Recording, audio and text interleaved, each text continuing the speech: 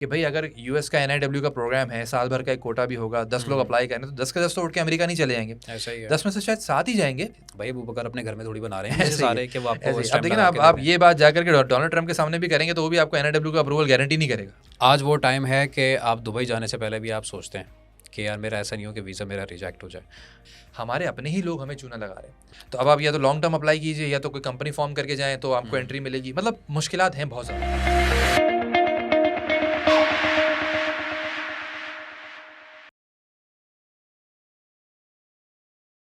जी अस्सलाम वालेकुम, मैं हूं आपका host Ali Qasim. Business podcast के अंदर हम दोबारा से हाजिर हैं और आज के जो हमारे गेस्ट हैं इनका नाम है अबूबकर आदिल। सुपीरियर कंसल्टेंसी के ये फाउंडर्स में से एक हैं।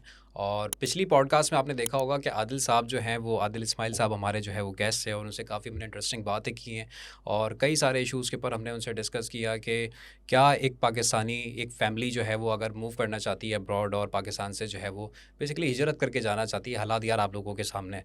तो कौन से ऐसे बेस्ट ऑप्शंस उनके पास हैं और कौन कौन से जो है वो अपॉर्चुनिटीज़ उनके पास हैं जो कि वो बड़ी आसानी से अवेल कर सकते हैं, इंक्लूडिंग स्टूडेंट्स जो कि अपना फ्यूचर जो है वो वहाँ पे जाके ब्राइट कर सकते हैं। ऐसा नहीं है कि यहाँ पे डार्क फ्यूचर है, बट स्टिल आपको पता है कि वहाँ पर एक अपॉर्चुनिटी और एक जो है वो सहूलत और एक मेंटल पीस जिसके बारे में आजकल हर बंदा जो है वो कंसर्न करता है कि यार सुकून बहुत जो है मैटर करता है।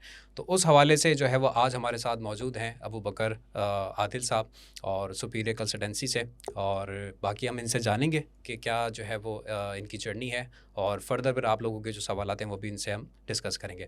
अस्सलाम वालेकुम अबूबकर, कैसे हैं आप? वालेकुम सलाम अली, अल्हम्दुलिल्लाह। और बहुत शुक्रिया आपने अपने पॉडकास्ट में मौजूद किया। आपका बहुत बहुत शुक्रिया कि आप हमारी पॉडकास्ट के अंदर तशरीफ़ लाए। आपके वालिद साहब से माशाल्लाह हमारी पॉडकास्ट जो है वो तो एक रूज़ पे पहुंची माशाल्लाह जी हाँ। पॉडकास्ट, और बहुत सारे लोगों ने उसको लाइक किया। अब इंशाल्लाह ताला आदिल साहब के बाद जो है वो अबूबकर साहब जो है हमारे साथ मौजूद हैं। अच्छा मुझे बताइएगा अबूबकर, माशाल्लाह से आप लोगों की एक परिवार कारोबार है बेसिकली कि आप लोग माशाल्लाह से 30-40 ईयर्स से आप लोग जी जो है हाँ। वो आपके माशाल्लाह जो दादा थे उन्होंने जो है वो आई थिंक सो 70s के अंदर जो है वो एग्जैक्टली। ये कंसल्टेंसी जो है वो स्टार्ट की है। जी हाँ। माशाल्लाह से फिर आपके वालिद साहब ने इस चीज़ को लेगेसी को कंटिन्यू किया और आप माशाल्लाह से इस चीज़ में जो है वो इन्वॉल्व हुए हैं।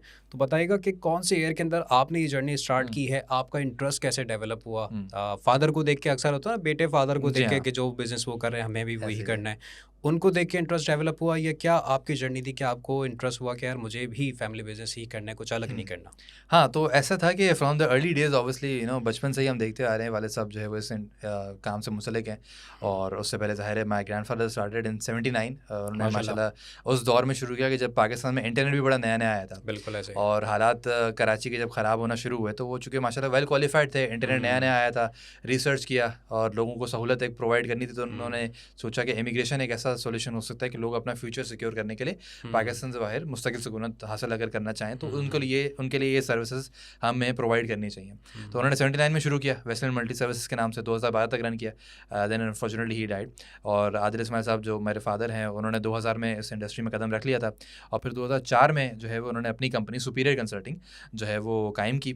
और फिर हमने 2005 में इसको प्राइवेट लिमिटेड कर लिया था। फिर अब ऑब्वियसली 20 साल से ज़्यादा का अरसा हो चुका है। मेरा इंटरेस्ट शुरू से था कि भैया हमें देखते हुए आ रहे थे कि बड़ी पज़राई मिलती है इस काम में और लोगों का बड़ा सपोर्ट मिलता है, दुआएं भी मिलती हैं कि आप लोगों की फ्यूचर को सिक्योर करने के लिए उनके साथ मिल करके काम कर रहे हैं और मशवरा दे रहे हैं। Consultancy obviously advisory is all about giving an honest opinion. तो मशवरा भी एक अमानत होता है। लोग जब आप ऐसा मशवरा दें जो कि वाकई काम कर जाए तो लोग बड़ी फिर पज़राई करते हैं। तो मुझे शुरू से ही था कि भाई ऐसा काम करना कि जिसमें आप लोगों के काम आ सकें और उसके ज़रिए आपको पज़राई भी मिले तो क्या ही बात है। बिल्कुल तो ऐसे ही। इसलिए जो है वो इंटरेस्ट डेवलप हुआ। और अब चूँकि पूरी फैमिली इसमें, तो ऐसा कहना गलत नहीं होगा कि अब ये खून में रच बस गई ये वाली बिल्कुल ऐसे ही है। चीज़ कि भाई इमिग्रेशन ही प्रैक्टिस करनी है। बिल्कुल ऐसा ही तो है। I personally started in back in 2018 after ठीक हाई है। स्कूल ही मैंने जो है वो स्टेप इन कर लिया था फादर के साथ। माशाल्लाह ज़बरदस्त। और शुरू से ऐसा रहा कि मतलब ये नहीं था कि वो बहुत ज़्यादा कोई ट्रेनिंग्स लेनी पड़ी या चीज़ें हुई। शुरू से देखते हुए आ रहे थे, तो देखते देखते सुनते सुनते ही सारे सिलसिले। फिर इमिग्रेशन की कुछ आप ट्रेनिंग और सर्टिफिकेशंस आप कर लेते हैं तो आपको कवानीन के बारे में थोड़ी सी नॉलेज हो जाती है। तो वो करते करते अल्हम्दुलिल्लाह आज सारी चीज़ें लुक आफ्टर करता हूँ और डायरेक्टर ऑपरेशंस के तौर पे मैं कर रहा हूँ पाकिस्तान ऑफिस में भी और दुबई ऑफिस को भी। आप दुबई बेसिकली ज़्यादा देखते मोस्टली हैं। मैं दुबई ऑफिस को कर रहा होता हूँ। तो ये हम कर रहे हैं और अब एक ज़ाहिर है मल्टीनेशनल कंपनी बन चुकी है अब तो। माशाल्लाह। और लोगों जो है वो अपने मामलात के लिए इमिग्रेशन के मामलात। अच्छा माशाल्लाह से आप लोगों का फीडबैक मैंने देखा आप लोगों के फेसबुक पेज के ऊपर और आप लोगों की वेबसाइट पर, यार कमाल का है कि मतलब ऑब्वियसली एक तो 20 ईयर्स का आप लोगों का एक एक्सपीरियंस है, और एक क्योंकि ये मामला भाई मैं सुनने वालों को बोल दूं कि ये मामला ऐसा होता है, इन्वेस्टमेंट का मामला भी होता है और फ्यूचर का मामला भी होता है। क्योंकि आप किसी कंसल्टेंट को अगर फॉर एग्जांपल अपना एक टाइम देते हैं और उसको एक इन्वेस्टमेंट के लिए ऑब्वियसली अपने फ्यूचर के लिए एक अमाउंट देते हैं, तो वो दोनों चीज़ें आपकी दाव पे लगी होती हैं। तो वो बहुत मैटर करता है कि आप जिस कंसल्टेंट के पास आप जाएँ तो मेक श्योर करें कि उनका एक्सपीरियंस है, मार्केट के अंदर गुडविल है, और उनको पता है they know how to treat a case, कि वो ऐसा नहीं है कि बस वो हर किसी को बस वो जैसे हमारे कराची में वो चलती ना W11 के हाँ। आने दो बस सबको आने दो, ऐसा नहीं है। ऐसे ही है। वो मेरी इनके वाले साहब से बड़ी डिटेल में कन्वर्सेशन हुई थी एंड ही सेड कि हम काफ़ी बार हम मना कर देते हैं कि नहीं आपका नहीं हो सकता, और लोग इंसिस्ट करते हैं। जैसे अभी आपने बताया कि एक साहब का नहीं हो रहा था, उन्होंने कहा आप भले से मुझे कीनिया भेज दो भाई, ऐसे ही है। लेकिन मुझे यहाँ से निकाल दो। वो खैर एक हालात कुछ ऐसे हमारे मुल्क के ऐसे ही। बने हुए अनफॉर्चुनेटली। तो आप मुझे बता रहे थे अपनी जर्नी के बारे में, जी और हाँ। साथ साथ मुझे बताइएगा कि उसके बाद आपका इंटरेस्ट आपका डेवलप हुआ जी हाँ। हमारे आपके जो है वो फैमिली बिजनेस के अंदर। हाँ जी। तो उसके बाद आपने सबसे पहले फादर को ये बात बताई कि मैं जी इस तरीके से हाँ, ज्वाइन तो करना सिलसिला चाहता कुछ हूँ। इस तरह से हुआ था कि आई स्टार्टेड जॉइनिंग ऑफिस खुद ठीक से है। कि जब हाई स्कूल के बाद से जब फ्री हो गए हम्म, तो मैंने कहा कि जी चलें ऑफिस जाते हैं, बैठते हैं, देखते हैं। मेरा हम्म, इंटरेस्ट इनिशियली डेवलप हुआ था when I was into high school, तो ग्राफिक डिज़ाइनिंग वगैरह हाई स्कूल में बड़ी होती थी। तो वहाँ से मेरा इंटरेस्ट डेवलप हुआ। मैंने सोचा कि भाई इस चीज़ को यहाँ पे प्रैक्टिस करके देखूँ। व्हाई नॉट कि सम फ्लायर्स बनाना, चीज़ें करना, वीडियोज़ अपनी बनाना। कंपनी को हेल्प आउट एग्जैक्टली। तो ये करते करते फिर इंटरेस्ट डेवलप इसमें हो गया कि भाई वो नॉलेज उससे मिलना शुरू हुई कि अच्छा ये ऐसे होता है, ऐसे होता है। और फिर जब शुरू से एक चीज़ वो देखते हुए आ ही रहे थे कि इस काम से बहरहाल लोगों को सॉल्यूशंस मिलते हैं, लोगों की मदद होती है और लोग फिर पज़िराई करते हैं आपको। लोगों के ड्रीम जुड़े हुए हैं इससे। एग्जैक्टली। तो आपको फिर माशाल्लाह जो है ना वो रिकग्निशन मिलना शुरू हो जाती है। बिल्कुल ऐसा ही तो है। वो चीज़ ऑब्वियसली आपको अच्छी लगती है, तो ये चीज़ फिर जो है ना ऑटोमेटिकली डेवलप हो गई। तो ऐसा नहीं था कि कोई खास लग करके इंटरनल ऑफिस की ट्रेनिंग्स बैठ के ली हूँ। ये काम देख देख कर या फादर ने पुश किया हो कि नहीं भाई आपको हाँ, वो इस बहुत तरफ ज़्यादा आना शुरू है। से उनका कभी भी ऐसा नहीं रहा कि भाई आपने लाजमी ये काम ही करना है। Very open minded and it's like भाई जो काम जिसको जो प्रैक्टिस करना हो वो कर सकता है बंदा। बट ऑटोमेटिकली इंटरेस्ट डेवलप हुआ, और फिर जब हुआ तो फिर आप खुद से एफर्ट करते हो, फिर इमिग्रेशन की कुछ आप सर्टिफिकेशंस कर लेते हैं और कानून को थोड़ा स्टडी करते हैं, तो आपको ये सिलसिला हो जाता है। वो तो इंस्टीट्यूट ही जब घर के अंदर है भाई तो जाहिर सी बात ऐसे ही है। तो फिर हमारा चूंकि ट्रैवल भी चलता रहता है और चीज़ें हैं तो पता है और किस तरह से चीज़ें करनी है। तो अब ये है सिलसिला, और अब 20 साल के अंदर सुपीरियर कंसल्टिंग का अल्हम्दुलिल्लाह ऐसा है कि 20 नेगेटिव रिव्यूज़ भी नहीं है। तो अल्लाह का उसकी शुक्र वजह है। ये है कि भाई ऑन टोज रहना पड़ता है, बिल्कुल और जिस तरह आपने एक मिसाल दी कि आने दो, तो वो वाला सिलसिला वो नहीं वाला है। सिलसिला नहीं है। ऑफिस में भी ये सिलसिला ये ऐसा है, चाहे दुबई ऑफिस हो, चाहे कराची ऑफिस हो, डोर लॉक पॉलिसी भी हम काम करते हैं। अब लोग बड़े हैरान परेशान होते हैं इस चीज़ को सुन के कि भाई एक कंसल्टेंसी इदारा है, खुला हुआ है, डोर लॉक पे क्यों काम कर रहा है, ऐसे कोई भी अंदर पॉप इन क्यों नहीं कर सकता। उसकी वजह ये है कि ये IBA वाला निज़ाम थोड़ा सा हमने कायम किया सही है। कि वहाँ पर किस तरह से होता है कि भाई एंट्री टेस्ट क्लियर करने के लिए भी आपका एक मैार होना चाहिए। बिल्कुल। जब एंट्री टेस्ट क्लियर होगा तो पढ़ाई होगी आपकी। तो हमारे यहाँ भी ये तरतीब है कि आप अगर फॉर एग्जांपल US का EB2 NIW अप्लाई करना चाहते हैं, ग्रीन कार्ड अप्लाई करना चाहते हैं, पहले मैार चेक होगा, पहले एलिजिबिलिटी चेक होगी। तो आप पहले CV भेजिए, प्रोफाइल शेयर कीजिए, फॉर्म फिल आउट कीजिए, हम देखेंगे, इवैल्यूएट करेंगे। अगर आप एलिजिबल हैं, मैार पे पूरा उतरते, तभी हम आपके साथ अपॉइंटमेंट भी फिक्स करें ना। अदरवाइज आप ऑल द वे हैदराबाद से आ रहे हैं चलते हुए सिर्फ इसलिए कि भाई आदिल साहब से या अबू बकर साहब से मिलना है, US अप्लाई करना है, लेकिन आप एलिजिबल ही नहीं थे। फर्स्ट कि आपके पास BCom है, आप इंटरमीडिएट किए हैं, तो आप एलिजिबल तो नहीं है। बिल्कुल तो ऐसा आपका ही भी है। वक्त ज़ाया हुआ, मेरा भी वक्त ज़ाया हुआ। बिल्कुल ऐसा दिस ही is why we have this appointment based system. Appointment की बुनियाद एलिजिबिलिटी होती है और फिर अपॉइंटमेंट्स पेड होती हैं कि एक छोटी सी रकम आपसे चार्ज करके एक वैल्यूएबल टाइम आपको दे रहे हैं। दैट इज टोटली एडजस्टेबल अगर आप रिटेन कर लेते हैं। बिल्कुल।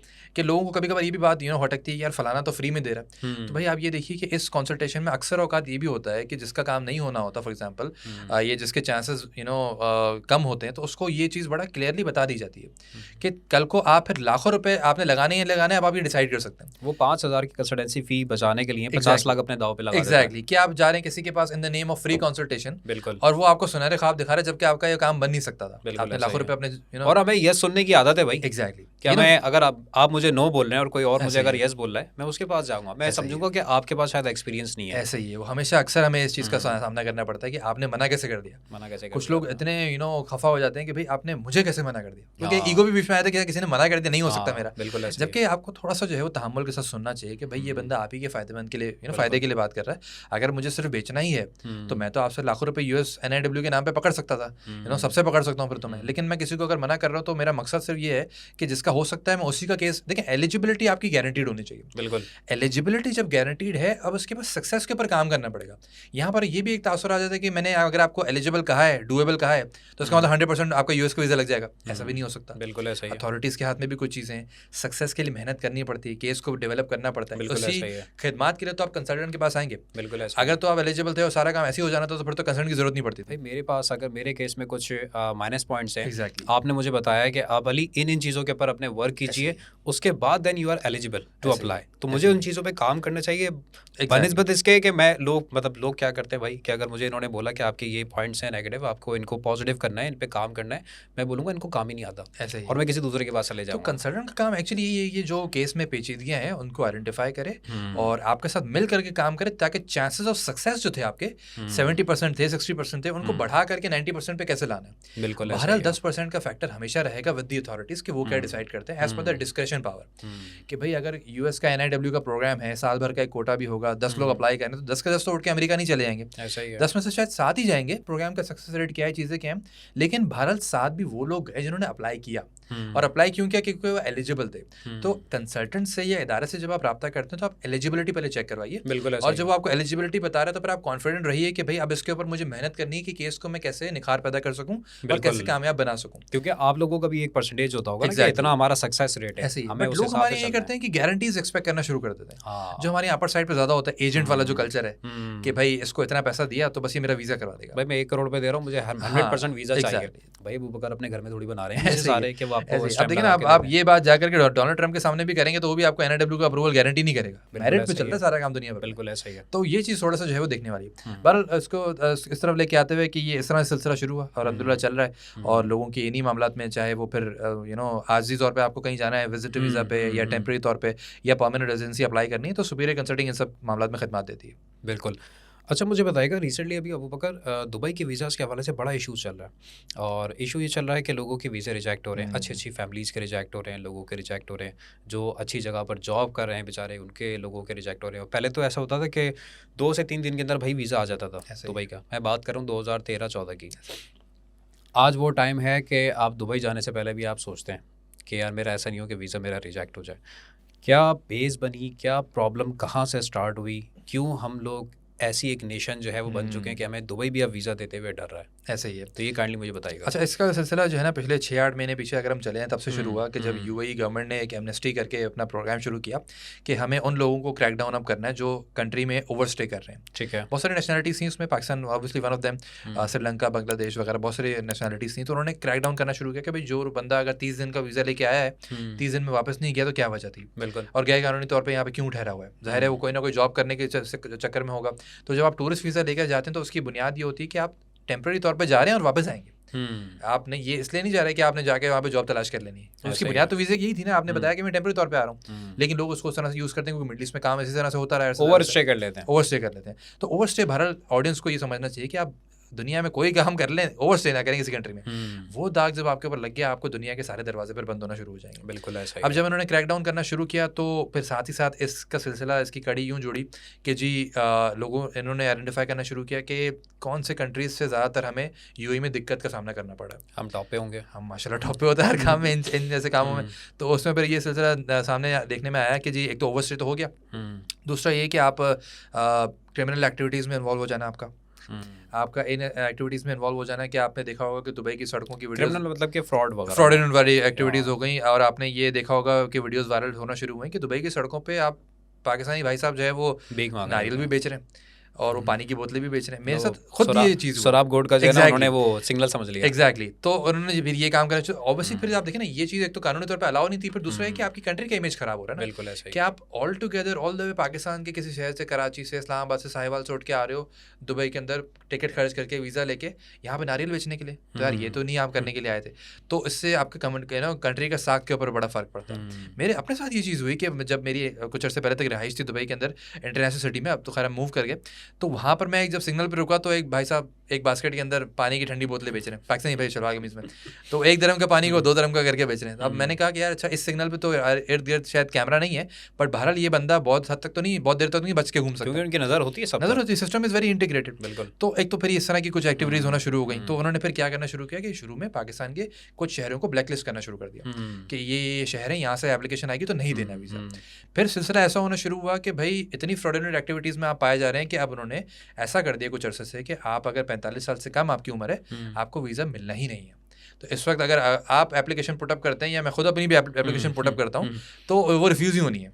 अगर आप 45 से ऊपर हैं तो फिर कुछ शायद चांस हो कि आपको मिल जाए, अदरवाइज बहुत मुश्किल चल रहा है आजकल। तो 99.9% रिजेक्शन है, काइंड ऑफ सऊदीया वाला हिसाब किताब हो गया। एग्जैक्टली।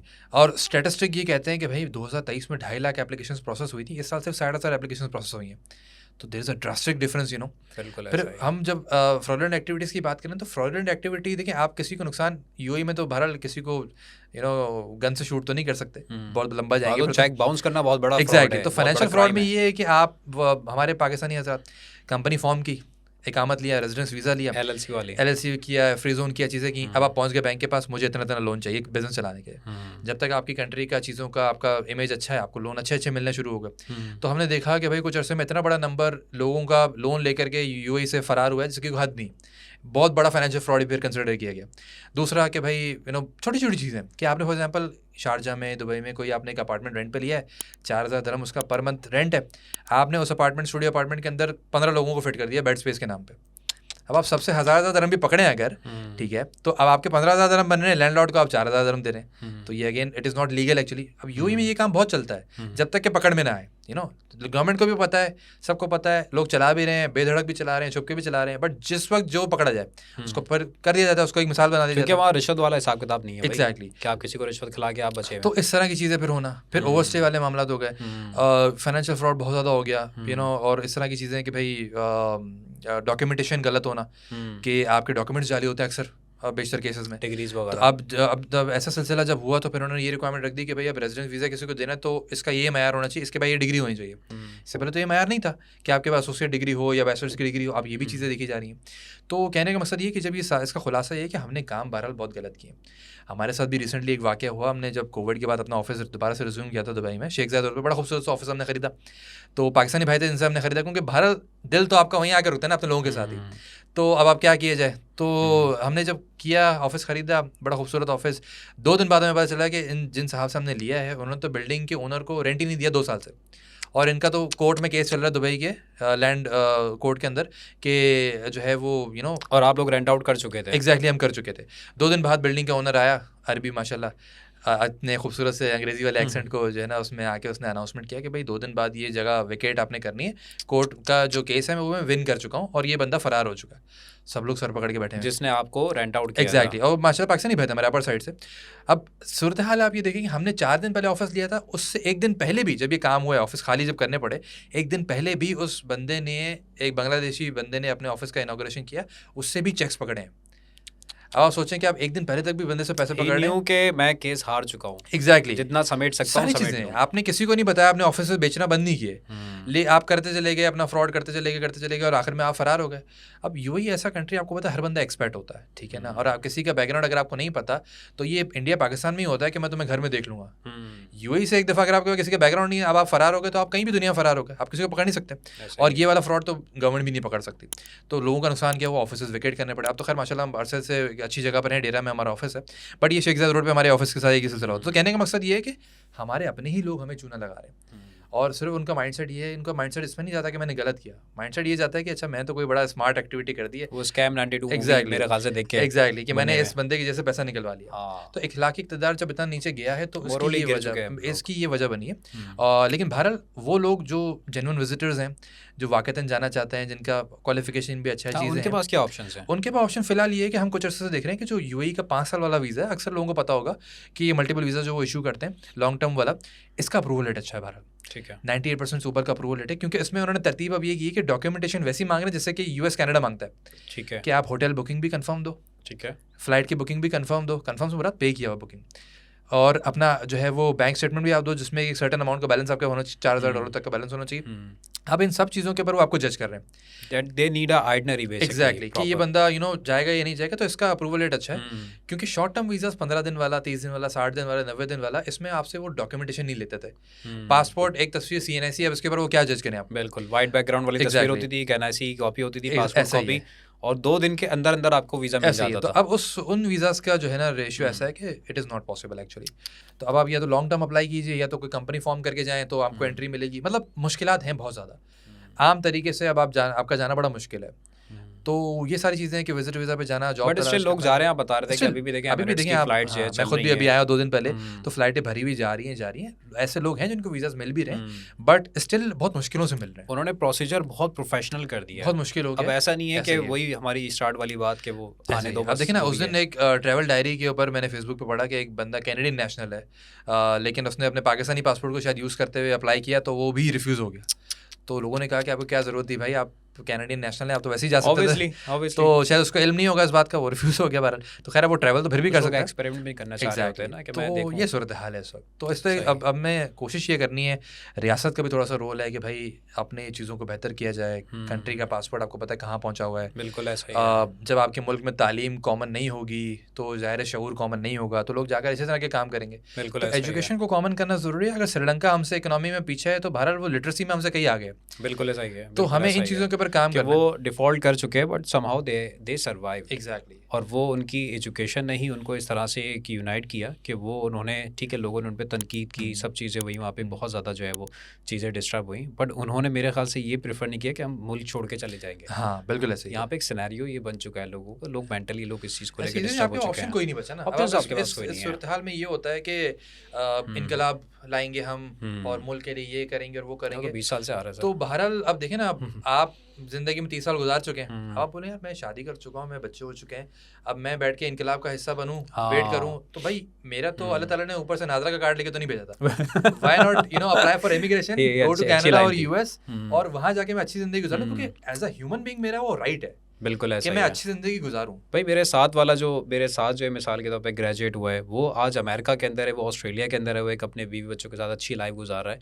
और मेंटल पीस जो हमने शुरू में बात की, अब लोग इस चीज़ को बहुत सीरियस लेते हैं कि भाई ज़िंदगी में मुझे ये गैस, बिजली और पानी, इन परेशानियों से आगे भी ज़िंदगी है भाई मेरी। लोग कहते हैं कि नहीं आपको रहना चाहिए और आपको खुद करना चाहिए। देखिए बिजली, गैस, पानी, सड़कों पे सफाई होना, तो ये तो गवर्नमेंट का काम है ना भारत। बिल्कुल ऐसा ही आम शहरी तोड़ के नहीं सड़कों पे झाड़ू लगाएगा, बिल्कुल उसका काम नहीं है। हाँ उसका ये जिम्मेदारी है कि कचरा ना फेंके, लेकिन बहरहाल इस चीज़ को भी एजुकेट करना तो रियासत का ही काम था। बिल्कुल कि आप इतना एजुकेशन आम करते कि आपको दीवारों पे लिखना नहीं पड़ता कि यहाँ कचरा ना फेंको, बिल्कुल, या यहाँ पर ये काम ना करो। तो ये चीज़ तो अब है, और अमूमन उसके नीचे कचरा होता है। ऐसे ही है, बिल्कुल ऐसे ही है। तो बहरहाल मॉरली थोड़ा सा ये डैमेज होने की वजह से ये सारी मुश्किलात हैं, बट स्टिल कोई ना कोई ऑप्शंस होते हैं। आप किसी एक्सपर्ट से रब्ता करेंगे तो कोई ना कोई ऑप्शन निकाला जाएगा फिर। बिल्कुल।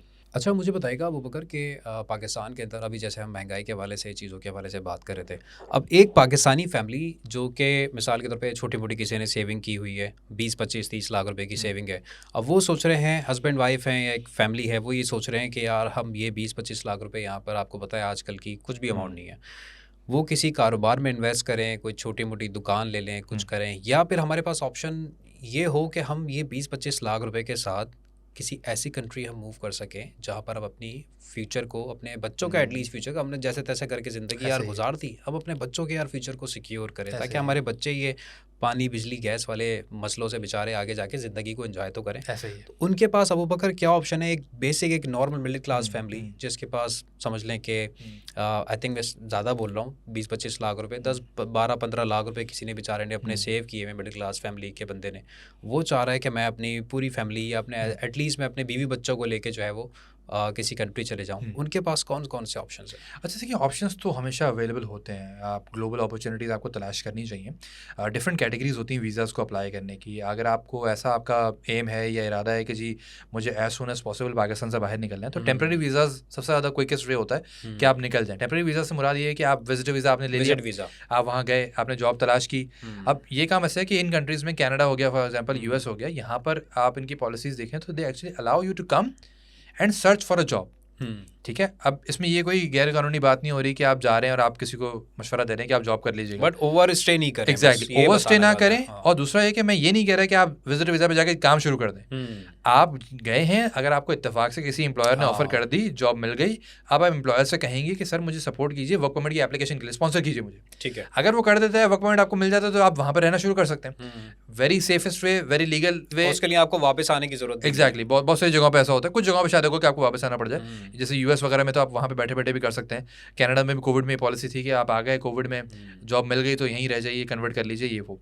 तो ये सेफेस्ट और क्विकेस्ट वे होता है कि विजिटर वीज़ा लेना भारत इतना मुश्किल नहीं है। आप पीछे ये बताएं कि मेरे पास 15-20 लाख 50 लाख रुपए की सेविंग भी है, मेरा फैमिली टाइज भी एक्सटेंडेड लोग यहीं पे रहते हैं, मेरे पास कोई घर प्रॉपर्टी चीज़ें भी हैं, मेरे पास एक अच्छे मुस्तकिल इदारे में जॉब भी चल रही है, तो मैं स्टेबल हूँ यहाँ पर और मैं वापस आ जाऊँगा, मैं वापस आऊँगा। एग्जैक्ट। तो विजिटर वीज़ा लेना कदर आसान है, जैसे कहते हैं। इसके अलावा अगर फॉर एग्जांपल कोई बंदा बैचलर्स डिग्री होल्डर है, ठीक है, अपने 30s में है या मिड 30s में, अर्ली 30s में है, अब आप स्टूडेंट वीज़ा का भी रूट इख्तियार कर सकते हैं कि जी आपने मास्टर्स डिग्री अप्लाई करने के लिए अगर ख्वाहिश है आपकी किसी ऐसी कंट्री में जहाँ पर इतना खर्चा ना हो। अब आप ऐसा सोचेंगे कि जी कनाडा यूएस जाना तो फिर तो बहुत खर्चा है, 10-15 लाख रुपए में तो ये काम नहीं होता। अब आपने ये करना पड़ेगा, आप यूरोप की तरफ देख सकते हैं। ऐसी कंट्री जैसे इटली की फॉर एग्जाम्पल हम बात करें, आपको 100% स्कॉलरशिप तक भी मिल जाती है, ठीक है ना, इन कंट्रीज़ के अंदर। अगर आपका मेरिट वगैरह पीछे बहुत अच्छा चीज़ थी, तो आप सर्च करें, एक्सपर्ट्स से बात करें, क्या पॉसिबिलिटीज़ हैं। There is always an option. बहुत सारी जगहों पे बहुत सारी ये चीज़ एप्लीकेबल नहीं होगी, क्योंकि student visa Bharat mostly countries में महंगा ऑप्शन है और महंगा शौक भी है। बट कुछ कंट्रीज़ भारत यूरोप की आपको ऐसी मिल जाएंगी जहाँ पर एग्जैक्टली बहुत सारी चीज़ें होती हैं। बट कुछ कंट्रीज़ आपको भारत मिल जाएंगी जो सस्ते में आपका ये काम हो सकता है, एटलीस्ट आप पाकिस्तान से बाहर निकल पाएंगे, ठीक है। तीसरा फिर ये रूट होता है कि आप जॉब सर्च वीज़ाज देखें, आजकल बहुत एक बड़ा पॉपुलर हो रहा है। जैसे जर्मनी का एक चंसन कार्टे अपॉर्चुनिटी कार्ड वीज़ा है, बड़ा पॉपुलर हो रहा है, 1 साल का जॉब सर्च वीज़ा है। उसमें अगर आप ब्लॉक अकाउंट खुलवा लेते हैं 30 से 40 लाख रुपए का, वहाँ पर अपने ही बैंक में रखवाएंगे, आपको 1 साल का वीज़ा मिल जाता है। क्राइटेरिया क्या है? 14 साल की क्वालिफिकेशन, 2 साल का एक्सपीरियंस, आइल्स में 6 बैंड करना पड़ेगा और ब्लॉक अकाउंट खुलाना पड़ेगा। ये ऐसा क्राइटेरिया जो कि बहुत सारे लोगों के रेंज में आ सकता है। 40 लाख रुपए का अमाउंट अपने ही बैंक में सेफ रखना और 1 साल का वीज़ा लेके चले जाना। अब आपको जॉब मिल गई तो अब आप परमानेंट हो गए, वर्क परमिट आपको मिल गया। अब 1 साल बाद आप पीआर के ऑप्शंस तलाश कर सकते हैं, ठीक है ना। तो ये भी एक ऐसा ऑप्शन है कि जर्मनी में थोड़ा सा लैंग्वेज बैरियर है। वो मैंने जो आदिल साहब के साथ जो मैंने वीडियो लगाई थी, उसमें नीचे बहुत सारे लोगों के कमेंट आए थे। एवरीबॉडी वाज सेइंग कि यार आम तासुर तो ये है कि नहीं फंस जाओगे जर्मनी के अंदर, जर्मन लैंग्वेज और ये और वो। बट भारत लोगों को ये समझना जरूरी है कि भाई अगर फॉरेनर्स को इतनी बड़ी तादाद में बुला रहे हैं तो अब बहुत ज़्यादा तक कोप अप कर चुके हैं अंग्रेजी के साथ भी। और दूसरा ये कि कॉर्पोरेट सेक्टर में भारत एक सेक्टर है, एक ऐसा एरिया है जहाँ पर अंग्रेजी ही बोली जाती है, तभी तो वो बुला रहे दुनिया भर से। बिल्कुल ऐसा ही। अपॉर्चुनिटी कार्ड अगर लॉन्च किया जुलाई के अंदर तो अभी तक 25,000 से ज़्यादा अपॉर्चुनिटी कार्ड्स इशू हो चुके हैं। तो वो अब जो आपको जर्मन लैंग्वेज भी मैंडेटरी नहीं रखी प्रोग्राम के अंदर, तो आपसे ये तो नहीं एक्सपेक्ट करेंगे कि आप आके जर्मन लैंग्वेज फ्लुएंट बोलना शुरू कर दें। बिल्कुल ऐसा ही है। जाहिर सी बात है, अब आप पाकिस्तान में भी अगर आप रह रहे हैं, कराची में रह रहे हैं, लाहौर में रह रहे हैं, आपका रेडी वाला, टैक्सी वाला, रिक्शे वाला बंदा अंग्रेजी तो नहीं बोलता, बिल्कुल उर्दू ही बोलता है ना, अपनी ज़बान बोलता है वो। तो आप जर्मनी में जाके ऐसे निचले दर्जे के ऊपर तो नहीं एक्सपेक्ट कर सकते कि दुकान वाला या ये बंदा मुझसे जर्मन में नहीं बात करे, वो जर्मन में ही बात करेगा। बिल्कुल ऐसा ही। कॉर्पोरेट में जब आप कदम रखते हो तो आप हम और आप we can actually talk in English, right? तो लोग करते हैं, तो इतना भी बहरहाल मुश्किल नहीं रह गया। ये बहुत अच्छा पॉइंट है भाई लोगों के लिए। तो इतना भी मुश्किल नहीं रह गया, आप विलिंग होने चाहिए काम करने के लिए। तो ये जॉब सर्च वीज़ा यूरोप में बहुत सारे कंट्रीज में मिल जाते हैं, कम कॉस्ट के अंदर आप बहुत जल्दी मूव कर सकते हैं, ठीक है। तो ये टेम्परेरी तौर पे अगर आपको क्विक निकलना है पाकिस्तान से तो कुछ ये ऑप्शंस हैं, ठीक है। अगर आपका ऐसा सिनेरियो है कि 20-25 लाख रुपए की सेविंग है, मेरा पाकिस्तान में काम शाम चल रहा है, मैं लॉन्ग टर्म का गेम खेल सकता हूँ, मैं किसी बड़ी कंट्री की पीआर अप्लाई करूँ, तो फिर इमिग्रेशन के ऑप्शंस होते हैं कि आपने कनाडा की इमिग्रेशन अप्लाई कर दी, 1.5 साल का प्रोसेस होगा, ऑस्ट्रेलिया की कर दी, 1.5 साल का प्रोसेस होगा। इसमें कितनी अमाउंट जो है वो दरकार होती है? लगभग इतना ही आपका खर्चा होता है, अगर फीसेस वगैरह सब मिला लें तो एक फैमिली 8 से 10 लाख, 12 लाख, 15 लाख, जैसे हस्बैंड वाइफ और 2 या 3 बच्चे, मतलब फैमिली ऑफ 4 अगर आप आइडियली लेके चलें तो 10-15 लाख रुपए तक का खर्चा सब मिला करके। अगर आप कंसल्टेंट भी ले रहे हैं, कंसल्टेंट नहीं लें तो फिर कम हो जाता है, जाहिर सी बात है। तो इतना ही खर्चा होता है, लेकिन ये लॉन्ग टर्म प्रोग्राम्स हैं, 1.5 साल प्रोसेसिंग टाइम है। यूएस का NIW अगर करना है, ग्रीन कार्ड लेना है, 2-2.5 साल का प्रोसेस है। तो चूंकि बहरहाल अल्हम्दुलिल्लाह अभी हालात जंग तो नहीं है पाकिस्तान में, अगर कोई बंदा कहता है कि यार मेरे मामला चल रहे हैं, मैं साथ साथ इसको अप्लाई करके रख देता हूँ, अगले कुछ अरसे के अंदर मुझे ये चीज़ मिल जाएगी, तो ये भी फिर कुछ ऑप्शन है। प्रेफरेंस फिर आपको जज करनी कि यूँ निकलना है जल्दी से या आराम से बैठे हुए निकलना है, दोनों चीज़ें हैं। लोग बहुत सारी चीज़ें करते हैं, तो बहरहाल दिल बर्दाश्त होने की ज़रूरत नहीं है। अगर कोई आम फैमिली है, कुछ हद तक सेविंग्स हैं, 2 हस्बैंड वाइफ तालीम याफ्ता भी हैं या सिर्फ हस्बैंड भी अगर हैं, तो बहरहाल ऑप्शंस हैं, एक्सप्लोर करने वाली बात है। और अगर उनमें से कोई एक अगर डॉक्टर है तो वो चांसेस थोड़े से और उनके लिए प्लस पॉइंट हो दुनिया भर में इस वक्त स्टेम की category, science, technology, engineering, mathematics और हेल्थ केयर बहुत ज़्यादा डिमांड में है।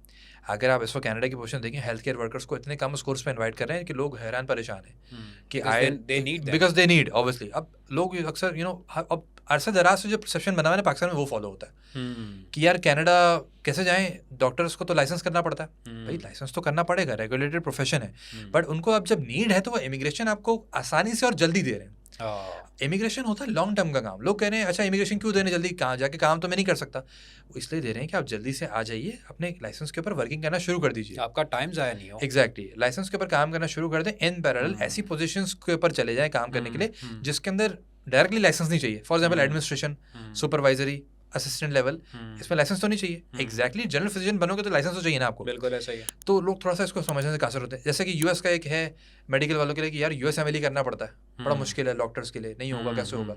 अब आपको NIW प्रोग्राम के तहत अगर हेल्थ केयर की सेपरेट कैटेगरी के तहत प्रायोरिटी के तहत बुला रहे हैं तो naturally they need you and they plan immigration policies long term का सोच के। इमिग्रेशन हमेशा लॉन्ग टर्म में चलती है कि एक क्वालिफाइड बंदा हमारे मुल्क में आएगा तो ये अगले 10-20 साल के लिए हमें सर्व कर सकता है। तो लोग थोड़ा सा जो है ना ब्रॉडर पर्सपेक्टिव में सोचना लोगों को ज़रूरी है। हमारे यहाँ वो नहीं होता, इसीलिए रिसर्च भी उतनी नहीं होती। इन दी एंड इसमें मैं यही चीज़ बोलूँगा कि एक सही कंसल्टेंट के पास जाके अपना केस डिस्कस करना। मैं जैसे ये बोलता हूँ कि आप किसी डॉक्टर के पास जाते हैं, आप अगर अपने डॉक्टर से कोई चीज़ छुपाएंगे ना तो आप अपने साथ ज्यादती करें। जैसे कहते हैं कि डॉक्टर से वकील से कुछ नहीं छुपाना चाहिए। कुछ भी किया है वकील को बता दो कि भाई ऐसा ऐसा हो गया है, अब आपने इसको चीज़ को देखना है। डॉक्टर को बता इतना बहरहाल इंटेलिजेंट या अपने काम में माहिर होना चाहिए। हर मरीज को पैरासिटामोल ना रिकमेंड करे। एग्जैक्टली, हर केस का अलग इलाज है। बिल्कुल ऐसे। इसी तरीके से कंसल्टेंट के पास आप अगर जाएं तो आप अपने सारे कार्ड सामने रख दें। This is what I have, ये मेरे पास ऑप्शंस है, मैं ये चीज़ कर सकता हूँ। मुझे इस सर्कल के अंदर एक आप मुझे अबू बकर मुझे ऑप्शंस बता दीजिए कि मैं क्या क्या कर सकता हूँ, कहाँ जा सकता हूँ। ऐसे ही है। लोग अक्सर आपकी वाली बात आपने स्टार्ट में की, लोग थोड़ा सा ऊपर से आते हैं। मैं जी फला को जानता हूँ, मैं जी फला ने तो मुझे बोला है कि आपका हो सकता है, मुझे वो कम पैसों में ऑफर कर रहे थे बट स्टिल आपका वो फला फला रिकमेंडेशन था। जब लोग ऊपर से आते हैं और लोग थोड़ा सा एक्सपेक्ट ये करते हैं, लोगों को यस सुनने की आदत, इसमें वो अपना केस खुद खराब कर देते हैं। ऐसे ही है, बिल्कुल ऐसे ही है। तो ये आपने अच्छा एक आपने ऑप्शन दिया है कि यूएस के अंदर या किसी और कंट्री के अंदर आप विजिट वीज़े के थ्रू आप जा सकते हैं। विजिट हो गया, स्टडी हो गया, यूरोप के अंदर जॉब सर्च वीजास हो गए, there are number of options.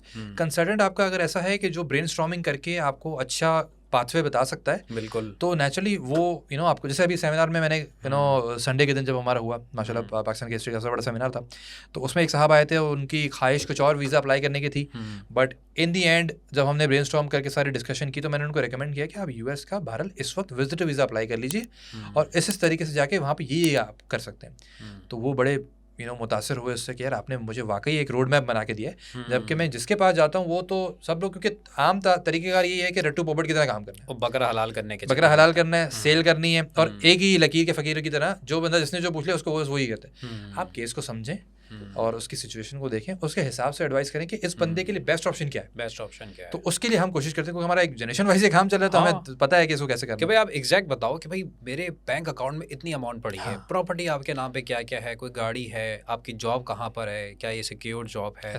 इसके बाद एक ऑप्शंस मेरे ख्याल से सर्कमस्टेंसेस के हिसाब से मशवरा बड़ा ज़रूरी है। अच्छा अबू बकर मुझे बताएगा कि अक्सर ऐसा होता है कि चलें ये तो हमने सिनेरियो डिस्कस कर लिया कि किसी के पास 10, 15, 20 लाख रुपए की मिडिल क्लास एक फैमिली है। अक्सर ऐसा होता है कि फॉर एग्जांपल कोई फैमिली है, होता है ना कि जैसे बंटवारा होता है और वो उसमें कुछ अमाउंट एक हिस्से में आती है किसी के, कि भाई ठीक है आप जो है अपना हिस्सा लेके आप सेपरेट हो जाइए, या किसी के पास एक सेविंग तो खैर 1 करोड़ रुपए की आजकल के टाइम पे बहुत ज़्यादा होती है, बट अक्सर ऐसा ही होता है कि कोई प्रॉपर्टी आपने सेल आउट की है या कुछ किया है तो उसके बाद आपके पास 1 करोड़ 1.5 करोड़ रुपए का आपके पास कैपिटल आपके पास आता है। नॉर्मली लोग ये कहते हैं कि बस चलो ठीक है अब हम अपना एक छोटा सा फ्लैट, कुछ भी घर वर पोर्शन वगैरह व्हाटएवर जो भी होता है हम अपने हिसाब से जो है वो लेके और लाइफ अपनी आगे कंटिन्यू करते हैं। ऐसा कोई अगर शख्स अगर हमें अभी सुन रहा है जिसके पास 1 करोड़ रुपये अभी उसके पास है, कोई उन्होंने प्रॉपर्टी सेल आउट की है, कोई गाड़ी सेल आउट की है, व्हाटएवर जो भी है, इतनी क्वालिफिकेशन नहीं है, उनके पास क्या ऑप्शन है? अच्छा, इस सूरत हाल में आजकल एक बड़ा पॉपुलर ऑप्शन स्ट्रेट अवे, अगर मैं कोई ऑप्शन अगर आपको देना चाहूँ तो बड़ा पॉपुलर हो रहा है, इट्स द ईजीएस्ट वे, और आपकी ख्वाहिश ये भी है कि मुझे किसी अच्छी जगह पर जाना है, तो अमेरिका इज़ द ऑप्शन। ठीक है, गो टू ऑप्शन। आप यूएस जाना चाहते हैं, अगर ज़ाहिर हर बंदा ही जाना चाहता है, लैंड ऑफ अपॉर्चुनिटीज़ है, तो यूएस आपको बुला सकता है। अगर आपके पास एक कुछ रकम है सरमाए के लिए, आपको हम ऑप्शन देंगे यूएस के E2 वीज़ा का। ठीक है, E2 वीज़ा जो है वो टेम्परेरी इन्वेस्टर वीज़ा है। ठीक है, इसके अंदर शर्त ये है कि आप आएंगे तो आप जो है वो कोई बिज़नेस या तो परचेज़ करेंगे, ख़रीदेंगे, ठीक है, या अपना नया बिज़नेस को इस्टेब्लिश करेंगे। ठीक है, ये E2 वीज़ा जिन कंट्रीज़ का यूएस का जो है जिन कंट्रीज़ के साथ ट्रीटी होता है अपना, उन कंट्रीज़ को जो है वो ये वीज़ाज़ ऑफ़र करते हैं। पाकिस्तान उसमें शामिल है ऑब्वियसली, कि उनके साथ एक ये ट्रीटी साइन हुआ हुआ है कि ये वीज़ा उनको दिया जा सकता है। आपने करना ये होता है कि एक बोनाफाइड बिज़नेस के अंदर इन्वेस्टमेंट करनी है। बोनाफाइड से मुराद ये है कि वो बिज़नेस एक्टिव होना चाहिए, ऑपरेशनल होना चाहिए, चलता हुआ होना चाहिए, उसके अंदर रेवेन्यू जनरेट हो रहा है, लोग हैं। तो ऐसा बिज़नेस या तो आप खरीदेंगे या तो आप खड़ा करेंगे। ठीक है, अब इसके अंदर मिनिमम इन्वेस्टमेंट की बहरहाल कोई ऐसा शर्त नहीं है, लेकिन टिपिकली देखा ये गया कि $50,000 से ऊपर की इन्वेस्टमेंट के ऊपर आप मोस्टली आपकी एप्लीकेशंस एंटरटेन होती हैं। तकरीबन पाकिस्तानी 1 1 करोड़ 20 रुपए लाख। तक के जो है वो हाँ, एंटरटेनमेंट आपको ठीक इस है, वीज़ा में मिलना शुरू हो जाता है। ठीक है, बहरहाल ये बात अलग है कि ज़्यादा प्रेफरेंस किसको मिलती है, वो फिर आप $1,00,000 लगाएंगे तो और अच्छा आपके चांस हो जाएंगे वीज़ा बिल्कुल हासिल ऐसा ही करने है, के। बिल्कुल। बट अगर हम अभी मिनिमम पे बात करें तो $50,000 लगा के आप यूएस का E2 वीज़ा अप्लाई कर सकते हैं। इसमें आप या तो नया बिज़नेस करेंगे या तो पुराना कोई किसी का बिज़नेस परचेज़ करेंगे। या इन्वेस्ट कर सकते हैं किसी के एग्जैक्टली बिजनेस में। तो आपको अब क्या करना है, अब आपको ये यूएस का E2 वीज़ा मिल गया। अब ये वीज़ा 2 साल के लिए आपको मिल गया। अब ये वीज़ा आपको बहरहाल डायरेक्टली कन्वर्ट कल को ग्रीन कार्ड में नहीं होगा, ये बात कंसिडर करने वाली है कि आपको पीआर में कन्वर्ट नहीं होगा, लेकिन ये एक्सटेंडेबल वीज़ा है। ठीक है, 2 साल के लिए, फिर 2 साल के लिए कर लें, फिर 2 साल के लिए, करते करते करते करते you can actually live and work in the US for as long as you want.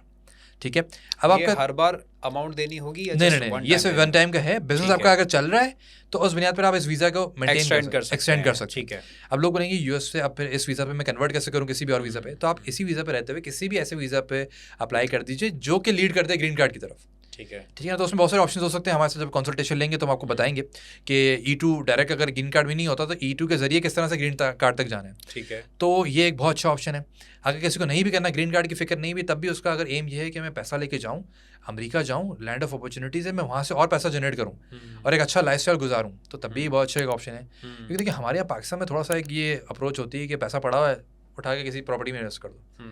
The best and easiest thing to do is कि कोई प्लॉट खरीद लो, कोई या चीज़ कोई कर लो, बड़ी एग्जैक्टली गाड़ी कर लो। ठीक तो है। ये चीज़ बहरहाल दुनिया भर में थोड़ा सा ये होता है कि दुनिया में जो कामयाब लोग हैं उनकी अप्रोच ये होती है कि भाई दुकान पहले बनानी है, घर बाद में बनाना है, बिल्कुल ऐसा है। क्योंकि उसी से घर बनेगा आपको। तो एक पहले दुकान से आप 5 घर कर सकते हैं, Exactly. 5 घर से एक दुकान नहीं कर एग्जैक्टली सकते। तो यहाँ पर थोड़ा सा उल्टा चल रहा है हिसाब किताब। तो बिल्कुल अगर ऐसा आप ही। थोड़ा अपना अप्रोच यूँ करें कि भाई मैं वाकई नहीं इस बिजनेस को चलाऊंगा, सेल भी करूंगा, क्योंकि America is a land of opportunities. बिल्कुल एक ऐसा ऐसा ही है। कंट्री है कि जिसमें टूरिज्म पीक पे चलता है। बिल्कुल, जिस कंट्री में टूरिज्म पीक पे होता है तो उसके अंदर हर इंडस्ट्री बूम पे होती है, बिल्कुल। हर इंडस्ट्री के अंदर पैसा बनता है। आप कोई भी चीज़ उठाएं, आप ट्रैवल एजेंसी कोई जाके खोल लें, आप कोई फूड चेन खोल लें, आप कोई शॉर्मा का वो खोल लें, कोई शीशा cafe, it can be anything वो चलेगी क्योंकि लोग आते हैं। आपका अप्रोच अगर सही है तो आपको बिजनेस मिलेगा वहाँ से। तो US E2 is a very good option. और हम सुपीरियर कंसल्टिंग में लोगों की जब मदद करते हैं इस वीज़ा के तहत, तो हमारा ये होता है कि we have partners in the US obviously, ठीक है ना, हम उनके साथ मुंसलिक होते हैं, एसोसिएटेड होते हैं, हमारी खुद की US में प्रेजेंस होती है, आदिल साहब का आना जाना सबने देखा ही है। तो लोगों को बड़ा एतमाद होता है कि यार ये वो लोग नहीं है जो US खुद भेज रहे हैं लेकिन खुद कभी नहीं गए। खुद कभी नहीं तो इस सिलसिला ये होता है कि ड्रीम है। एग्जैक्टली तो अब ये है कि यहाँ पर हमारा थोड़ा सा एज हमें ये होता है कि हम लोगों को बिजनेस परचेज करवाने में, नया सेटअप करने में, ऑफिस सेटअप करना है, चीज़ें करनी है, हमारे पार्टनर्स के साथ मिलकर हम ये सारे काम उनको करके देते हैं। इस वीज़ा के अंदर आपको एक बिजनेस प्लान पिच करना पड़ता है कि मैं अगर या तो परचेज करूंगा या तो नया खड़ा करूंगा तो मेरा प्लान क्या है, मैं कैसे रन करूंगा। तो एक्चुअली उस वीज़ा की रिक्वायरमेंट ये है कि आपको बिजनेस प्लान पैरेलल देखना चाहते हैं कि यूएस के लिए कैसे फ़ायदेमंद होगा और सब्सटेंशियल आप इन्वेस्टमेंट क्या कर रहे हैं, यूएस को क्या फ़ायदा है। तो बहरहाल हर कंट्री आपको वीज़ा देगी तो अपने फ़ायदे के लिए ना, लेकिन ये क्राइटेरिया ऐसा है कि अगर आपके पास एक चीज़ है, सरमाया है, आप लगा सकते हैं और उनको रियलाइज़ करवा सकते हैं कि इस चीज़ से मैं लोगों को फ़ायदा कर सकता हूँ या मैं बिजनेस खड़ा कर सकता हूँ। तो बिजनेस जब आप खड़ा करेंगे तो लोगों को हायर भी करेंगे। मैं एक प्रॉपर तरीके से आ रहा हूँ ना, आपकी Exactly. कंट्री में आके इन्वेस्ट कर रहा हूँ। एग्जैक्टली आप बिजनेस खड़ा करेंगे, आप लोकल्स को जॉब्स भी देंगे, उनको सैलरीज भी देंगे, कल को वो टैक्सेस पे करेंगे, ultimately resulting into economic significance. So that is why US को आपके अंदर एक चमक नजर आएगी और आपको चमक ये नजर आती है कि अमेरिका जा रहे हैं, अच्छा पैसा बनाएंगे, अच्छा लाइफस्टाइल करेंगे, कल को किसी ना किसी तरीके से आप ग्रीन कार्ड के ऊपर भी शिफ्ट कर सकते हैं।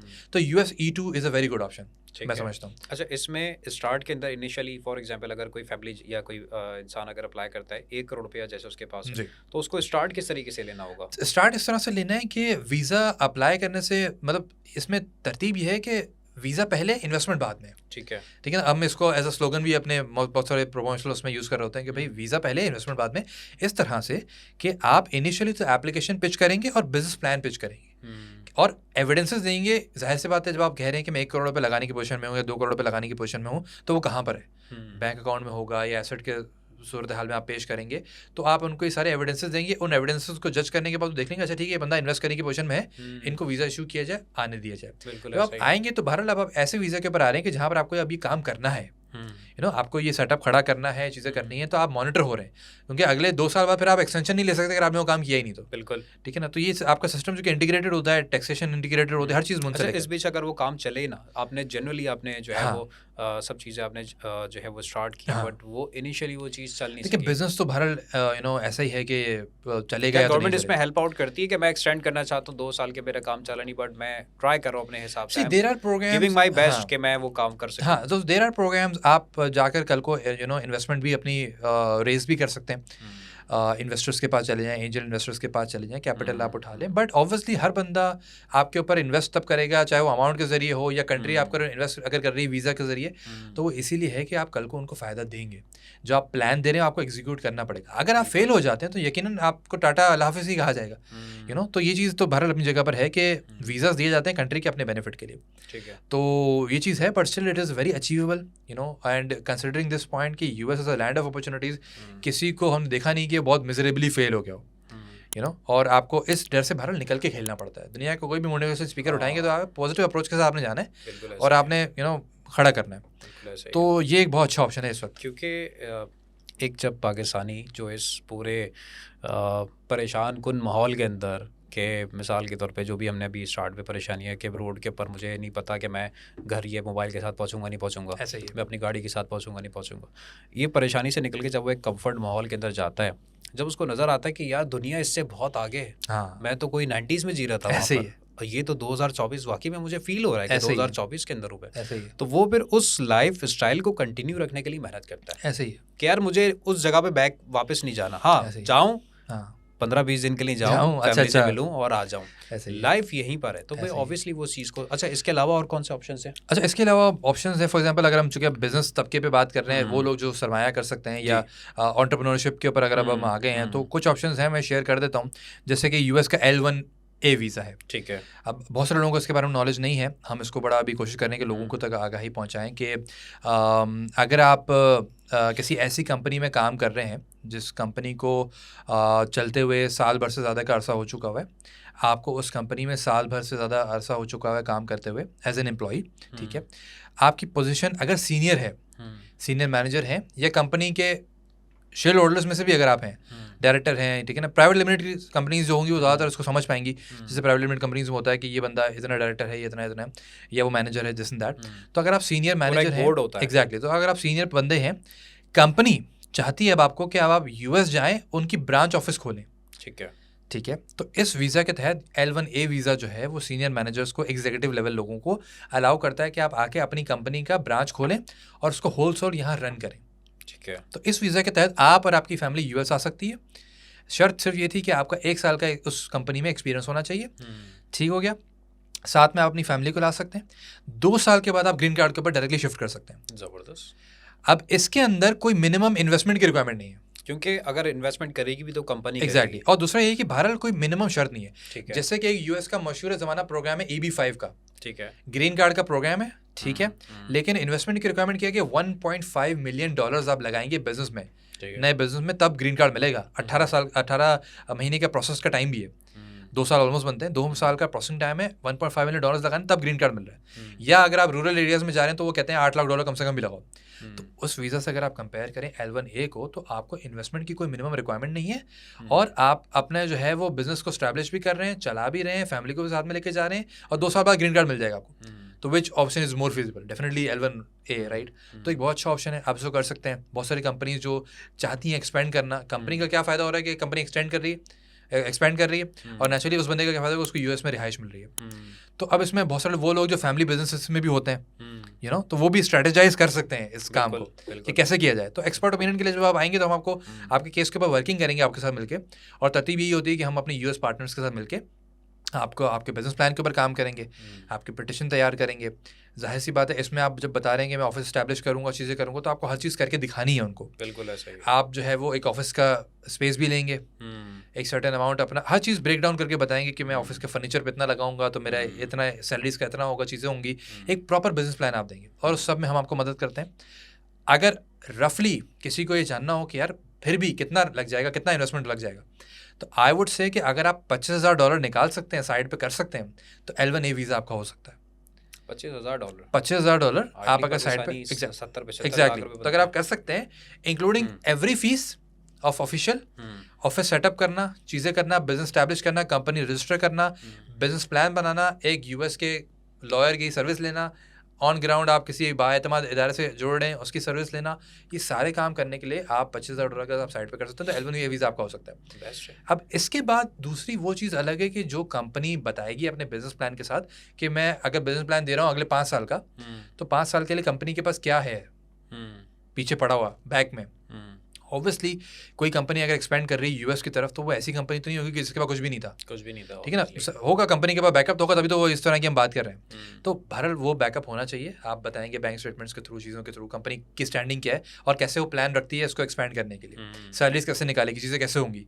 तो ऐसा नहीं हो सकता कि बिल्कुल ही आप ऐसे ही लेके आ रहे हैं कि मुझे एक दुकान मेरे यहाँ चलाता हूँ, कुछ भी नहीं है, मैं यूएस में कंपनी अपनी खोलना चाहता हूँ, ये वाला काम नहीं है। थोड़ा सा एक अच्छे स्केल पे जो काम प्रोफेशनल लेवल के ऊपर होता है, और लेकिन फिर भी बहरहाल बहुत ईजी ऑप्शन है ये, क्योंकि इसमें कोई आपको ऐसा एजुकेशन लेवल नहीं आपका वो मैटर करता, या आपको ये नहीं बताना कि मैं क्यों आना चाहता हूँ, दिस एंड दैट, मतलब बहुत सारे लवाजमात से आपको बरीउज़्ज़मा करके सब आपका ये है कि 1 साल की आपकी वर्किंग होनी चाहिए, आप एक सर्टेन अमाउंट वगैरह प्रपोज करेंगे कि मैं ये सब खड़ा करूँगा, तो उसके साथ एक बिजनेस प्लान दें and you are good to go. 2 साल बाद आप ग्रीन कार्ड ले सकते हैं इसके तहत, ठीक है। तो बहुत अच्छा ऑप्शन है, फैमिली के साथ इमिग्रेट कर सकते हैं। और ये इस वक्त लोग इतना ज़्यादा जानते नहीं इस प्रोग्राम को, तो हम कोशिश कर रहे हैं कि लोगों को आगाही दें इसमें। अच्छा अबूबकर, मुझे लास्ट में एक चीज़ मुझे बताइएगा जो कि बहुत इंपॉर्टेंट है। अक्सर आपने भी ऑब्वियसली आपकी तो फील्ड है, आपने देखा होगा कि हमारे स्टूडेंट्स जो हमारे ऑस्ट्रेलिया जाते हैं, कनाडा जाते हैं, या ज़्यादातर ऑस्ट्रेलिया का और यूके का रुझान है, उनके केसेस फेल्ड क्यों होते हैं? फेल्ड इन दैट सेंस कि वो पहुंच तो जाते हैं, वो सर्वाइव नहीं कर पाते हैं, वो वहाँ के एक वर्क एथिक्स को फॉलो नहीं कर पाते, और वहाँ पे जाके आप देखें अक्सर स्टूडेंट्स बेचारे क्राइसिस में आ जाते हैं। अगरचे तो यहाँ पर आपका फैमिली बैकग्राउंड बहुत स्ट्रॉन्ग है कि फादर ने बोला है भाई तुम सिंपल अपनी पढ़ाई करो, पैसे में यहाँ से सब चीज़ें तुम्हें भेजता रहूँगा, कोई मसला नहीं है।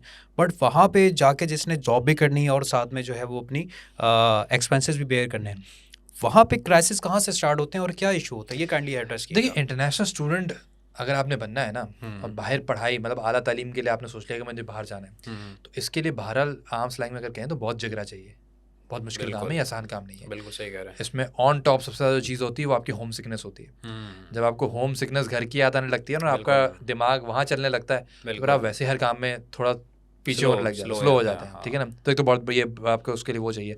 दूसरा ये है कि ज़ाहिर है वर्क एथिक्स अलग हैं, स्टाइल अलग है काम करने का। बिल्कुल, दुनिया सुबह के 5 बजे दुनिया का ट्रैफिक जाम हो जाता है, क्योंकि सब काम पे जा रहे थे। ये नहीं कि वो क्लब से वापस आ रहे हैं, कोई पार्टी करने जाते हैं, या हम सोने जाते हैं उस टाइम पे। यहाँ पर हमारे दुकानें मार्केटें खुलती है 1-2 बजे के बाद है। बिल्कुल, तो थोड़ा सा कल्चर डिफरेंट है, एम्प्लॉयर्स के काम करने का मिजाज डिफरेंट है, एक्सपेक्टेशंस डिफरेंट हैं, लोग यहाँ पर स्ट्रगल करते हैं। जाहिर है आप इंटरनेशनल स्टूडेंट के तौर पे जा रहे हैं, तो पढ़ाई करने जा रहे हैं, तो बहरहाल बाहर पढ़ाई करना एक महंगा शौक है, इस बात को आपको तस्लीम करना पड़ेगा। बिल्कुल ऐसा ही है कि आप अगर कनाडा जा रहे हैं मास्टर्स डिग्री करने के लिए, $40,000 का टोटल कॉस्ट है, $20,000 पर ईयर, तो कितना $20,000, 40 लाख रुपए, 60 लाख रुपए की अमाउंट बनती है। अब आपके पास ये पीछे अमाउंट होना चाहिए था, 80 लाख रुपए, 1 करोड़ रुपए बैंक में होने चाहिए। तो अब ये वही बंदा कर सकता है जो एक वेल ऑफ फैमिली है यहाँ पर, जो अपने बच्चे की सिर्फ पढ़ाई पे 1 करोड़ रुपए लगा रही है, ठीक है ना। अदरवाइज लोग 1 करोड़ रुपए अपनी उन टाइमों के लिए रखते हैं जिनमें कोई मुश्किल ना आ जाए। ये सब बंदा अपने बच्चे की पढ़ाई पे लगा रहा है, तो जाहिर सी बात है फैमिली वेल ऑफ होगी। तो ये शौक तो बहरहाल महंगा है। अगर कोई ऐसी फैमिली अपने बच्चों को बाहर भेजती है जो कि थोड़ी सी लिमिटेड है, फाइनेंसेस लिमिटेड हैं, बच्चे की चीज़ें लिमिटेड हैं, तो उसको फिर स्ट्रगल करनी पड़ती है। वो फिर क्या करता है कि मैं जाऊँगा और मैं वहाँ जाकर साथ में जॉब करूँगा, मैं उससे अपनी फीसेस निकालूंगा, और मैं 2-2 जॉब्स करूँगा, 2-2 जॉब्स भी करूँगा मैं। ये सबसे बड़ी मेरे ख्याल से गलती होती है। तो मैं मतलब एड़ी चोटी का जोर लगाऊंगा, मैं अपना खर्चा खुद निकालूंगा। यहाँ पर लोग फंसते हैं एक्चुअली, क्योंकि बहरहाल देखें जो जिस मकसद से आप आए थे वो था तो पढ़ाई करने का, और सिस्टम ऐसा है कि वो आपको 20 घंटा पर वीक ही अलाउ कर सकता है काम करने के लिए, तो आपका उतना पैसा तो नहीं बनेगा नेचुरली। तो इसीलिए ये काम थोड़ा सा मुश्किल, लोग इसमें स्ट्रगल करते हैं। इसमें बहुत जिगरा चाहिए होता है। जो लोग सक्सेस स्टोरी बन जाते हैं, बाहर से पढ़ के आ रहे होते हैं अच्छे कामयाबी के साथ, तो उन्होंने बहुत सेक्रीफाइस किया होता है। बिल्कुल ऐसा ही, उन्होंने बहुत टफ टाइम गुजारा, या तो उनके बैकग्राउंड उनका स्ट्रॉन्ग होता है कि उनके फादर या उनके पेरेंट को, या अगर नहीं है तो फिर उन्होंने बहुत जान मारी है, बहुत जान मारी है, बहुत स्ट्रगल किया है, बहुत ज़्यादा स्ट्रगल किया होता है, और उसमें कोई शक नहीं है, क्योंकि मोस्टली फेल होते हैं। मैंने पर्सनली जो देखा है, not all of them, but मैंने ज़्यादातर देखा है बेचारे बहुत डिसअपॉइंटेड होते हैं, बहुत और हाँ, फेल्ड होते हैं ऐसे ही है। बेसिकली, आपका बहुत मेंटल आपका जो हेल्थ है वो डिस्टर्ब होता है, हम्म, डिप्रेशन चीज़ें, because you anxiety. Are working exactly 16 hours I think, ऐसे ही है। वो 14-16 आवर्स हाँ, यू आर वर्किंग, और देन आप साथ में अपनी स्टडी कंटिन्यू कर रहे हैं, ऐसे ही आपको है। सोने का टाइम नहीं मिल रहा। ऐसे ही है। तो बहुत कम लोग होते हैं जो सर्वाइव कर पाते हैं, लेकिन बहरहाल जो कर जाते हैं वो फिर एक अलग ही प्रोडक्ट निकलता है। बिल्कुल। वो फिर हर पोजीशन हर सिचुएशन को हैंडल करने की पोजीशन में होता है। और जाहिर है जो बच्चा अपने फैमिली से दूर रह रहा है, तो जाहिर है वो दुनिया को फेस भी कर रहा है और वो सारे काम कर रहा है, तो वो फिर एक अलग ही प्रोडक्ट निकलता है। जो यहाँ और पे गाड़ी अपनी नहीं धोते थे, वहाँ पे ऐसे ही जाके है, उनको अपने कपड़े ऐसे ही है। धोने तो पड़ते दुनिया हैं। की सारी मुश्किलात को फेस करने की पोजीशन में हाँ, होते हैं। तो बिल्कुल। बहरहाल लेकिन अब मोटिवेशन क्या होती है, सारी नेगेटिव बात अगर हम साइड पे रखें, तो मोटिवेशन बहरहाल यही है कि लाइफ यार बन जाती है। लाइफ बन जाती है। कल को पासपोर्ट मिल जाएगा, पीआर मिल हाँ, जाएगी ना। बिल्कुल अब ऐसा वो ही जब हो गया सेट, तो अब आप कनाडा का पासपोर्ट लेके, यूएस का पासपोर्ट लेके अगर आप दुबई भी जाकर जॉब करते हैं, है। तो नेचुरली जो जॉब की सैलरी आपको 10,000 दरम की मिलनी थी, वही 25,000 दरम की मिलेगी आपको स्ट्रेट अवे। बिल्कुल बिल्कुल ऐसा ही है। ठीक है ना। अब आप सेम लेवल पे काम कर रहे हैं, आप सॉफ्टवेयर डेवलपर हैं, दूसरा भी सॉफ्टवेयर डेवलपर है, one is holding Canadian passport, one is a Pakistani national only. उस बंदे को भारत सैलरी ज़्यादा मिल रही है just because of that thing only. तो भारत मिडल ईस्ट में ये थोड़ा सा होता है, डिस्क्रिमिनेशन होता है, बट ये अब चल रहा है इस तरह का सिस्टम है, तो क्या करें। और उनके पास एक सेफ आइडिया होता है कि if something goes bad, Exactly, they can go back actually. They can go back Exactly. To Canada, आपको पाकिस्तान नहीं आना ऐसे ही है। तो ये कुछ कंट्री जो हैं, तो यहाँ पर थोड़ा सा आइसोलेशन भी है। लोग चाहते हैं कि हम रहें ना, सिर्फ पासपोर्ट ले लें, तो for the sake of passport ही आपको ये सारे झमेले झेल लें, और फिर आप वापस आ जाइए अपने कंट्री में या मिडल ईस्ट में कहीं पे भी। अच्छा, मिडल ईस्ट का लाइफस्टाइल बहरहाल सबसे अच्छा लाइफस्टाइल है, क्योंकि कम पैसे में ज़्यादा अयाशी वाला काम है, और करीब भी है, करीब भी है, 2 घंटे में वेदर भी मुनासिब है, ठीक है ना, जिस तरह हम यूज्ड टू हैं, बिल्कुल ऐसा और वर्क एथिक्स भी थोड़े से मिलते जुलते हैं। आप अगर वहाँ से डॉलर कमा के लाए, या आपको आपकी नेशनलिटी की वजह से एक एज मिलता है, आप अच्छा पैसा कमा रहे हैं, आपके पास बैकअप भी आपका सेफ है, तो आप एक मज़े की लाइफ जीते हैं दुबई के अंदर, ठीक है ना। वेयर एज वही बंदा जिसका कोई बैकअप नहीं, उसको पता है कि अच्छा अगर दुबई से लात पड़े तो पाकिस्तान जाना पड़ेगा, तो वो फिर बहरहाल दुबई में मज़े में नहीं होता, पाकिस्तान में आके बेचारा जॉब ढूंढना ऐसे ही स्टार्ट कर देता है। तो ये कुछ चीज़ें हैं। ठीक है। अच्छा अबू बकर, लास्ट के अंदर आप क्या हमारे व्यूवर्स को, सब्सक्राइबर्स को, फॉलोअर्स को, देखने वालों को क्या मैसेज देना चाहेंगे, जो कि पाकिस्तान से अभी प्लान या तो बनाने का सोच रहे हैं, जाने का सोच रहे हैं, या ऑलरेडी किसी कंसल्टेंट के पास अपना केस रजिस्टर्ड कर चुके हैं? क्या पीस ऑफ एडवाइस आप उनको देना चाहेंगे? देखिए, पीस ऑफ एडवाइस उनके लिए जो ऑलरेडी किसी ना किसी कंसल्टेंट के साथ मुंसलिक हैं। तो ये ऐसा सिलसिला है कि आप जैसे कहते हैं ना कि 2 पुलिस वालों को देखा तो दिमाग में ये ख्याल आता है कि शायद दोनों करप्ट होंगे। हाँ, तो कंसल्टेंट्स का भी यही फिलहाल इस वक्त इमेज है। बिल्कुल ऐसा ही है। तो अगर आप किसी के साथ मुंसलिक हैं, तो देख लीजिए कि भाई आप अच्छे इदारे के साथ ही हैं, अपना ड्यू डिलिजेंस अच्छे से रखें, और अगर वो कर लिया है तो अच्छे इदारे, ऐसे नहीं कि नहीं है, अच्छे इदारे हैं, बहुत सारे काम करने वाले, उनके साथ फिर हैं, तो उनसे अच्छी प्रोफेशनल हेल्प लें, चीज़ें करें, ऑप्शंस को एक्सप्लोर करें। और जो लोग अभी सोच रहे हैं अप्लाई करने का, अपॉर्चुनिटीज़ हैं अवेलेबल। बहरहाल इस बात को मैं मानता हूँ कि पाकिस्तानियों के पास अब ऑप्शंस लिमिटेड हैं, लेकिन हैं स्टिल अवेलेबल, एक्सप्लोर करने वाली बात है। ज़्यादातर ऑप्शंस उन्हीं के लिए हैं जो at least bachelors degree holder and above हैं, ठीक है, तालीम याफ्ता हैं। अगर आप सेमी स्किल्ड हैं, तालीम नहीं है, तो बड़ी मुश्किल है, बड़ी दिक्कत होगी। लेकिन अगर आप क्वालिफाइड हैं तो ऑप्शंस हैं, जैसे कि ऑस्ट्रेलिया की इमिग्रेशन है, कनाडा की इमिग्रेशन है, यूएस का EB-2 NIW इस वक्त पीक पे चल रहा है, मोस्ट ट्रेंडिंग प्रोग्राम है। इसमें आइल्स भी नहीं चाहिए, एज लिमिट भी नहीं है, प्रूफ ऑफ फंड्स भी नहीं है, डायरेक्ट ग्रीन कार्ड मिल रहा है। तो इस तरह के ऑप्शंस हैं। जॉब सर्च वीज़ाज़ हैं, जर्मनी का चंसन कार्टे अप्लाई कर सकते हैं आप, विजिटर वीज़ा लेके जा सकते हैं। So there are options. Consultant का ऐसा इंतखाब करें कि जो एनालिटिकल अप्रोच जिसकी अच्छी हो, जो आपको वाकई सॉल्यूशन दे सके, और अपना रिसर्च ज़रूर करें। बिल्कुल, कि इदारे के ऊपर रिसर्च जरूर करें। आप जा रहे हैं डॉक्टर से इलाज करवाएं, तो पता तो हो कि उसके बाद MBBS है कि नहीं है। बिल्कुल ऐसा तो ऐसे ही आंखें बंद करके जाएंगे तो फादर ने भी बोली थी। एग्जैक्टली, तो मेक श्योर आप अपना रिसर्च लाजमी करें। एग्जैक्टली, अदरवाइज आपको नुकसान का सामना करना पड़ेगा। ये इंडस्ट्री ऐसी ही है, बड़ी नोटोरियस है, इसमें फ्रॉड चीज़ें बहुत ज़्यादा होती हैं, गलत फॉल्स होप्स दिए जाते हैं। सुपीरियर कंसल्टिंग के पास आएंगे तो एटलीस्ट आपको क्लियर पिक्चर ये बता दी जाएगी कि भाई ये चीज़ें, ये प्रोसेस है, हम आपके साथ मिलकर के इस चीज़ के लिए काम कर सकते हैं। बिल्कुल, we will not be giving you false hopes and guarantees कि सर आपका तो 99% चांस है और 100% हमें देंगे तो हमारी वैसे ये हो जाएगा। नहीं, एज अ कंसल्टेंट हमारा काम है आपके चांसेस ऑफ सक्सेस को बढ़ाना, और उन खिदमात के लिए आप आते हैं, जैसे कि आप वकील के पास जाते हैं केस लड़वाने के लिए, डॉक्टर के पास जाते हैं एक अच्छी दवा के मशवरे के लिए। उनका पेन पॉइंट पकड़ते हैं ना, exactly, this is your pain point and now we are going to heal it this way. Exactly, इस तरह से तो ये चीज़ है। अब ये मिसाल ऐसी है, इसको रैप करने की तरफ लेके चलूँगा कि आप डॉक्टर के पास गए, उसने इलाज शुरू किया, अब इलाज अगर नहीं हो पाया, ICU में आप मरीज वो हो गया, तो आप डॉक्टर का गला तो नहीं पकड़ सकते, उसने तो बहरहाल अपनी पूरी काम किया ना, अपना पूरा काम किया। तो ये बट बहरहाल हाँ ये भी जरूर देखना है कि डॉक्टर अच्छा था या नहीं था, उसके क्या रेपुटेशन या आप अपना केस कितना बिगाड़ के लेके एग्जैक्टली। तो अगर आप रिफ्यूज हुए में ऑलरेडी बहुत जगहों से खुद अप्लाई करके फलाने के थ्रू अप्लाई करके, मैं उसी तरफ आ रहा था। एग्जैक्टली। अब जैसे फॉर एग्जांपल आजकल हमारे पास EB to NIW के लोग आते हैं बहुत सारे रिफ्यूजल ले लेके, फलाने कंसर्न से फलाने कंसर्न, तो हम कहते हैं आप पहले ही इतना बड़ा डेंट मार के आए, तो अब बड़ा मुश्किल है इसको निकालना। बट बहरहाल हम अपनी महारत के हिसाब से कोशिश करके तजुर्बे को पूरा निचोड़ेंगे और कोशिश आपके लिए पूरी करेंगे।